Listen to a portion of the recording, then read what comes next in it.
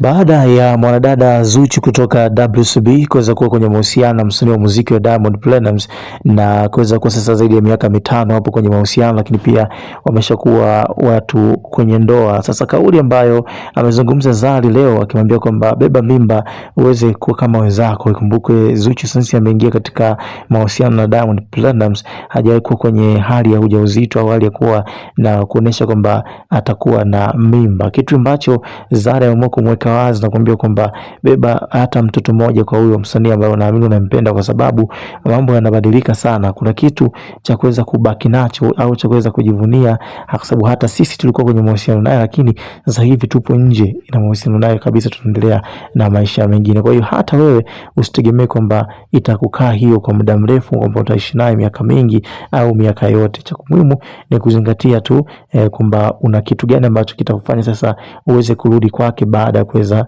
kuwekana chini, kwa maana kwamba kuweza kuachana. Sasa hii kauli imemzungusha sana mwanadada Zuchu na kuweza kumweka katika sintofahamu, huku akitamani zaidi kuweza kuwa kwenye mtu kuweza kupata mtoto kama ambavyo watu wengine wameweza kupata.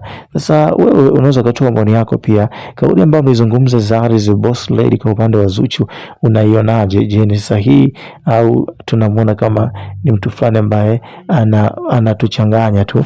Sasa ikumbukwe watu ambao wameshakuwa kwenye mahusiano na Diamond Platnumz ni pamoja na Hamisa Mobeto ambaye amekuwa na mtoto tayari, na walikutana kwenye video moja inaitwa Salome mwaka 2017, lakini baada ya hapo wakakutana na mwanadada Tanasha kutoka Kenya, pia naye ameweza kuwa na mtoto naye huko nchini Kenya. Moja kati ya watu ambao pengine watu walitegemea wataishi miaka mingi sana na msanii Diamond Platnumz, lakini baadaye wakaja kupigana chini, wakaanza kuagana na mpaka sasa hivi wamebaki kama ni ex tu. Lakini mwingine ni Zari the Boss Lady kutoka South Africa ambaye alibahatika kuwa na watoto wawili, Prince Nila lakini pia na Prince na Tifa. Tifa sasa amekuwa kwenye mjadala mzito sana kwenye mitandao ya kijamii, ikionyesha kwamba tayari maisha yake yameanza kuchukuliwa serious na watu kwenye mitandao, na wao ambao wanamdrive, wao ambao wanamchukulia, wao ambao wanamtoa comments zao, wanadai kwamba Tifa ameanza kuwa mkubwa sasa hivi na anaonekana kama ni mtu wa kitofauti, kwamba anaweza kaa kwenye mahusiano na anaweza kaendeleza maisha mengine na vitu kama hizo.